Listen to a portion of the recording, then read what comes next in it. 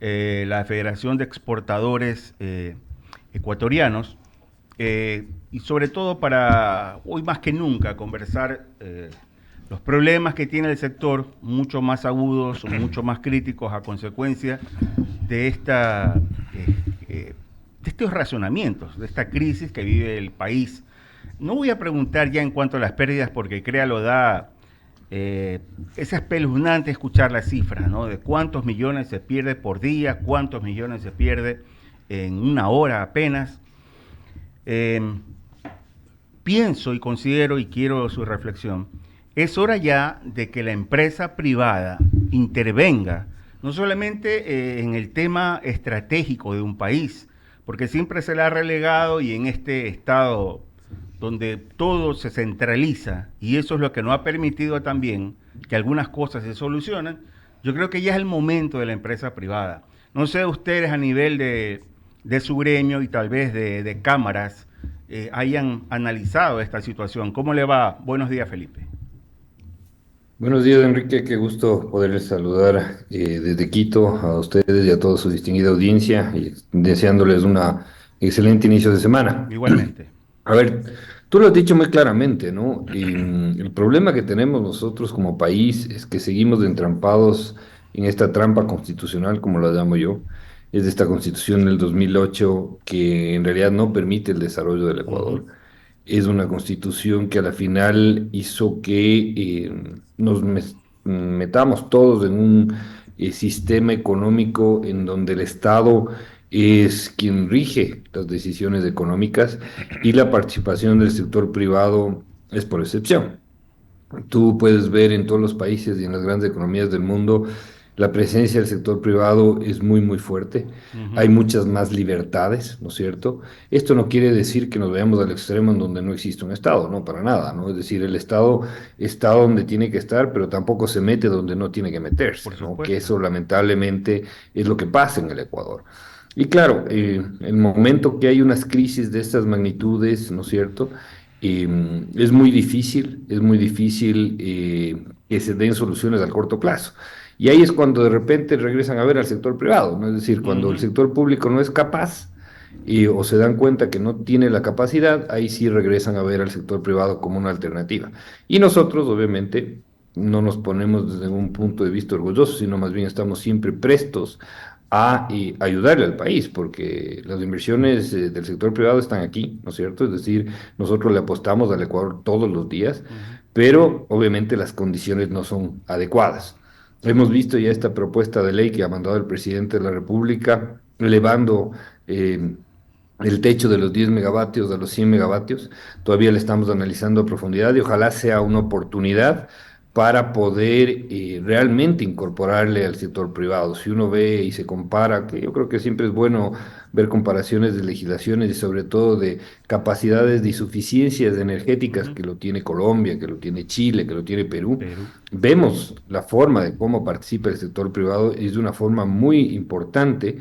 Porque claro, esperar que otra vez tengamos un boom de commodities para hacer obras o mega obras de 3.000, 4.000 millones de dólares, es realmente esperar a la suerte y esperar a ciclos de 15, 20 años, ¿no? Uh -huh. Y además con todo lo que lleva, ¿no? Porque estos famosos sectores estratégicos, que los pongo en comillas, que existieron en la Constitución o que existen en la Constitución, terminan siendo sectores estratégicos para el lleve, ¿no? Para el Nada más. lleve de quienes hizo las grandes obras, que pudieron haber estado bien en su concepción, pero la corrupción que le rodeó fue realmente escandalosa y no nos ha permitido desarrollarnos y tener una suficiencia energética para los próximos, no se diga 20 años, sino 50 o 100 años, ¿no? Y eso es donde tenemos que trabajar fuertemente para buscar una solución al mediano plazo. Esperemos que esta ley sea discutida Uh -huh. de una forma técnica, de una forma que nos permita tener esta suficiencia energética. Ojalá no nos entrampemos en el mal momento político que se está tramitando la misma, es decir, porque estamos, claro, ya en un periodo preelectoral y los políticos ya sabemos que solo les interesa sus campañas y no les interesa mucho el futuro del Ecuador, ¿no? Suscribo lo dicho. Hace un momento, Felipe, a propósito, me acompañan también en este panel el abogado Ramiro Cepeda, Daniel Solórzano. Es mi última pregunta para darle paso a mis compañeros.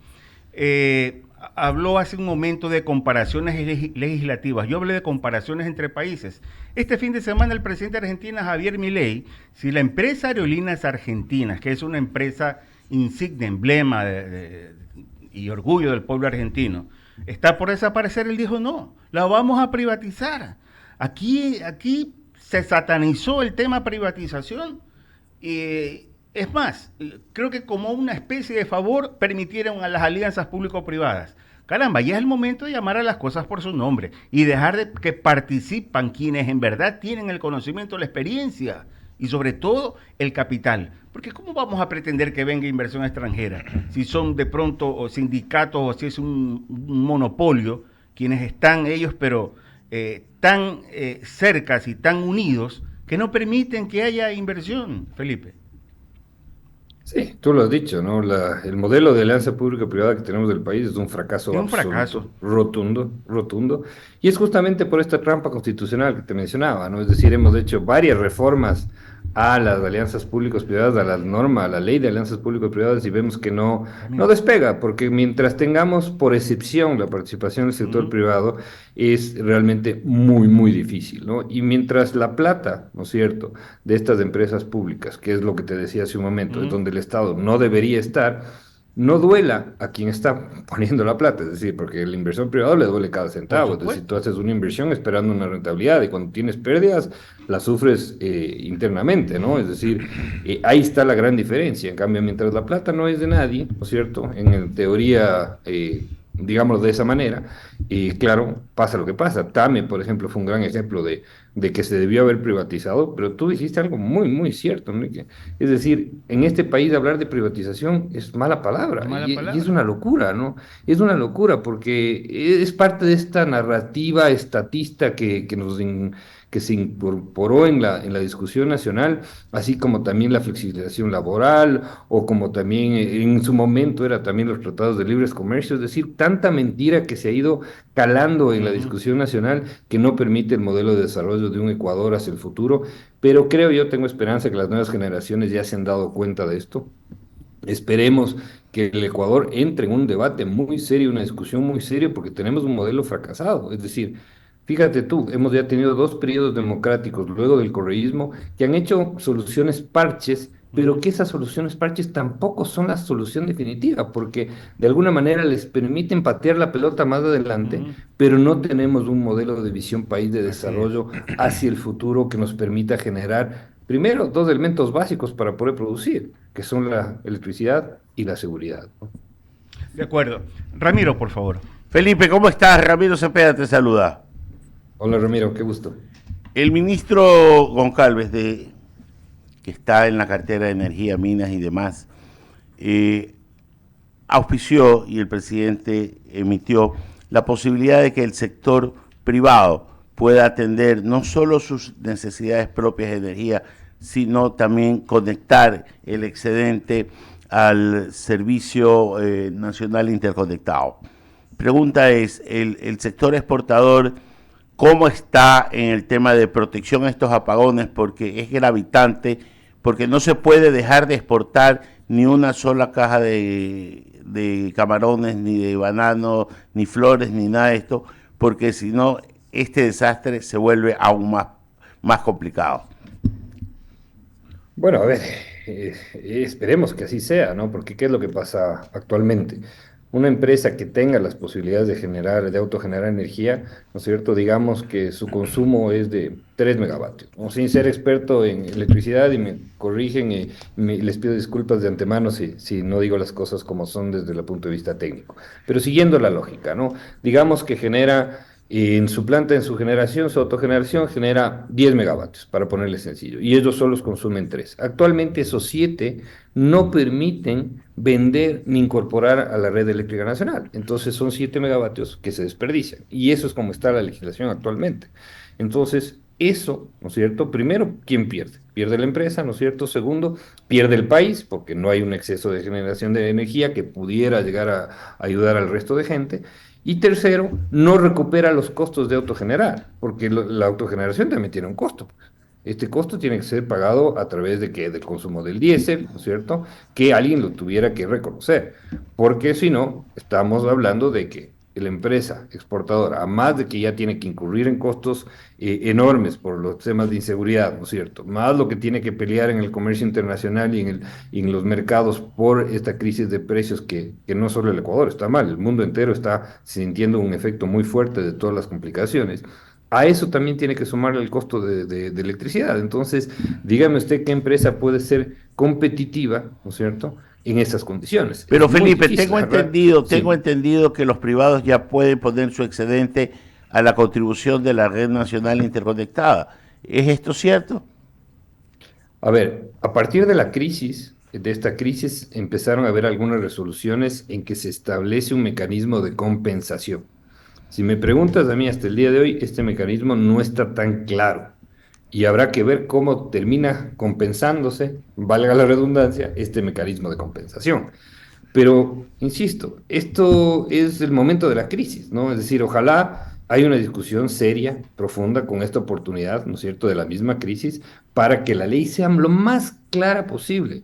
Porque el momento que tú estás discutiendo o tienes una relación con el sector público, no puedes dejar nada a susceptibilidades. ¿No es cierto? En el derecho hay un principio, en el derecho público está permitido solamente aquello de lo que está establecido en la ley. Y eso es lo que tiene que establecerse. Entonces, si es que no existe una claridad en el modelo de compensación, lógicamente estamos a la espera de que eso se clarifique o si no, quedaremos a la voluntad del momento de la caja fiscal, del funcionario público de turno, etcétera, ¿no?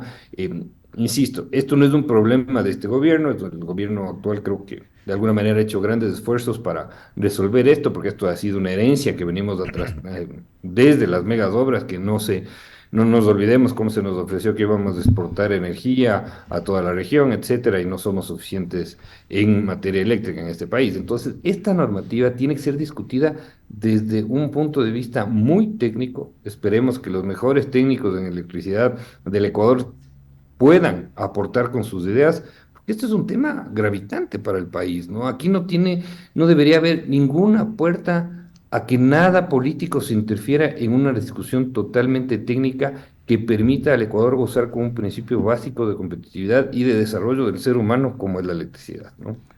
Felipe, te paso a Daniel Solórzano que continúa con la entrevista.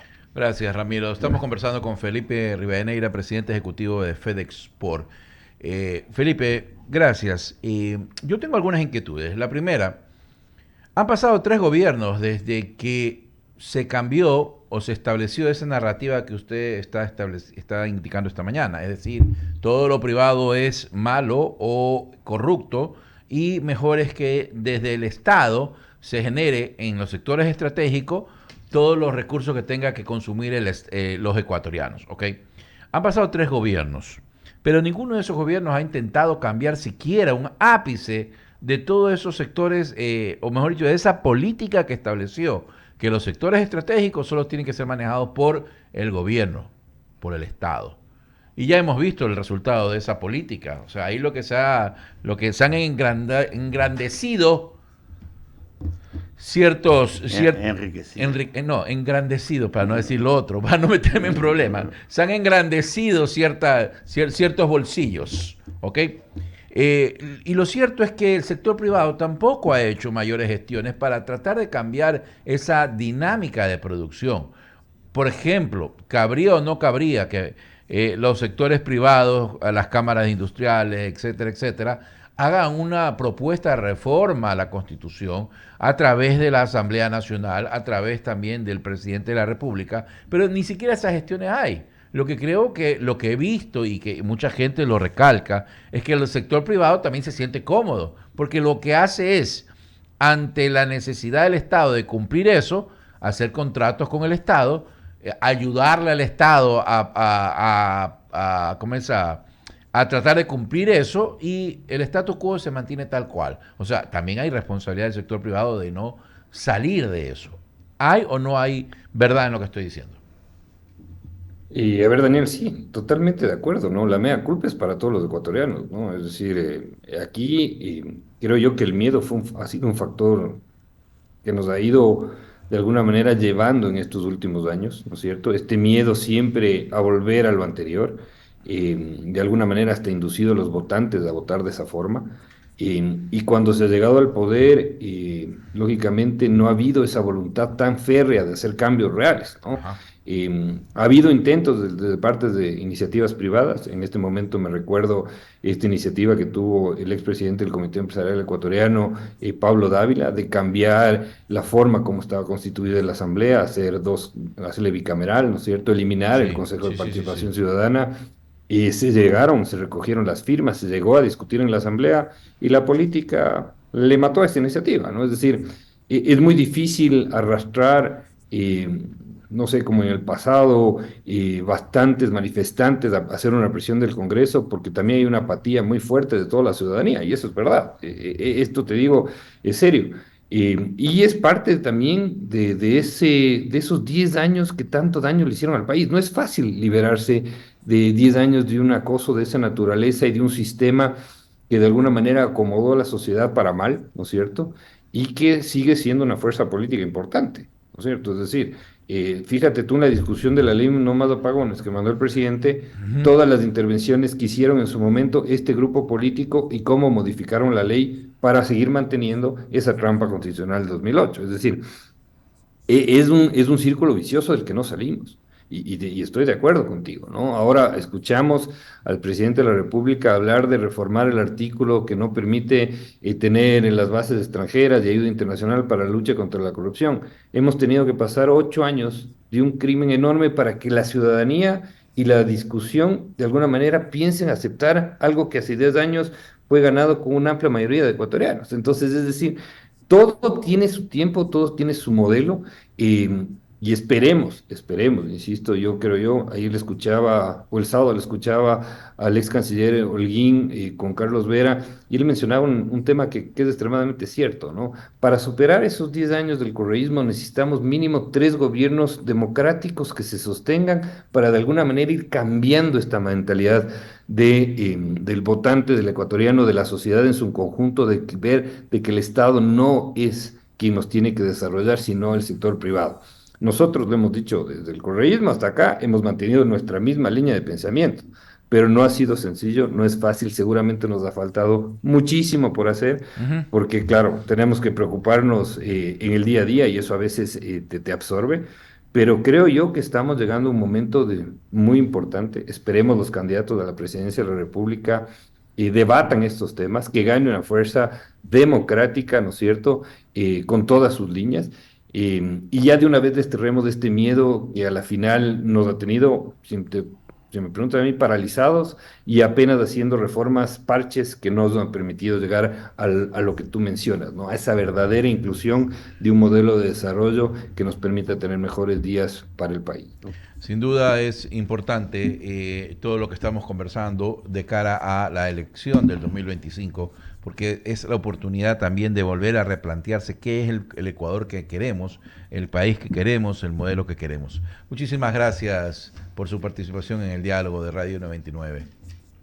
No, a ustedes, Daniel, Enrique y Ramiro, un fuerte abrazo y a las órdenes siempre. Saludos, Muchas Felipe. gracias. Saludos, Felipe. Abrimos el espacio a las Sí, menciones señor. publicitarias para decir, Bolo, ¿qué vamos a decir?